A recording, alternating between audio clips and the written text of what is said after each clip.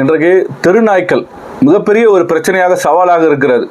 இதற்கு எதிராக நீதிமன்றத்தில் பொதுநல வழக்கு தாக்கல் செய்யப்பட்டு நீதிமன்றத்தால் ஒரு உத்தரவு பிறப்பிக்கப்பட்டு இந்த நாய்களுக்கு எதிரான நிறைய கட்டுப்பாடுகள், நிறைய வழிமுறைகளை எல்லாம் இன்றைக்கு நகராட்சிகள், ஊராட்சிகள் எல்லாம் எடுத்துக்கொண்டிருக்கிறது.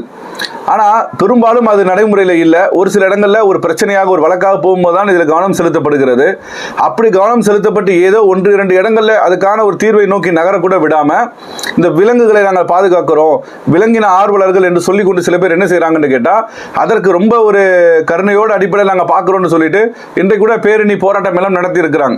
பொதுவாக எந்த உயிரினமாக இருந்தாலும் சரி, நாயாக இருக்கட்டும், வேறு எந்த உயிரினமாக இருக்கட்டும், அதை சித்திரவதை செய்வதோ கொலை செய்வதையோ எங்கேயுமே இஸ்லாம் அனுமதிக்கவே இல்லை. அது ரொம்ப பெரிய தப்பான ஒரு காரியம். ஆனால் மனிதர்களுக்கு கேடு விளைவிக்கும் என்று சொன்னால் அப்போ என்ன செய்கிறது? சும்மா வேண்டுமென்றே இப்போ ஒரு விலங்கினங்களை நம்ம சித்திரவதை செய்ய வேண்டாம்.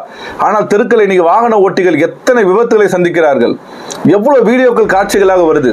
இன்றைக்கு சிசிடிவியினுடைய ஃபுட்டேஜ் இருக்கக்கூடிய காரணத்தினால இந்த நாய்களால் பாதிக்கப்பட்டு எத்தனை குழந்தைகள், பெண்கள் அப்படி கடித்து கொதறி குழந்தைகளை தூக்கி செல்லக்கூடிய காட்சிகளை எல்லாம் பார்த்து கொண்டிருக்கிறோம். நாய்க்கடியினால் பாதிக்கப்பட்டு பல்லாயிரக்கணக்கான மக்கள் ஒவ்வொரு ஆண்டும் அரசு மருத்துவமனையில் சிகிச்சை பெறக்கூடிய பட்டியலெல்லாம் பார்க்கின்ற பொழுது இவ்வளவு பேர் பாதிக்கப்பட்டாங்க, நமக்கே ஆச்சரியமா இருக்கிறது. அப்போ ஒரு உயிர் போகும் அளவிற்கு தெருக்கல்ல பராமரிக்கக்கூடிய நாய்கள், ஒரு வேட்டைக்காக வேண்டி வச்சிருக்கிறீங்க, ஒரு காவலுக்காக வேண்டி வீட்டில் வளர்க்குறீங்க, அதெல்லாம் பிரச்சனை இல்லை.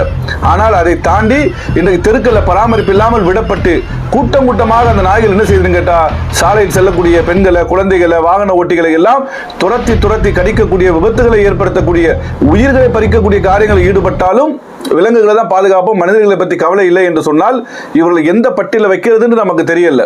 இப்போ அந்த மாதிரியான விலங்கின ஆர்வலர் இடத்துல வீட்டுக்குள்ள ஒரு பாம்பு போயிருச்சு, ஒரு பெரிய விஷ ஜந்து போயிருச்சு. அப்போ அந்த விலங்கை தான் பாதுகாக்கணும்னு கூப்பிட்டு வச்சு என்ன செய்வீங்க நீங்க? அது கொத்தனா நம்மளோட உயிர் போயிடும் போது அதை அடிச்சு தூக்கி அப்புறப்படுத்துறதான் அறிவுக்கு உகந்தது.